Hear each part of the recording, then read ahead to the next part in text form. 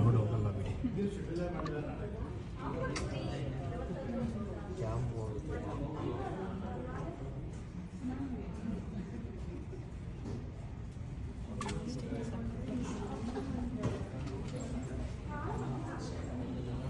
Risky ಅಪ್ಪ ನವೀನ್.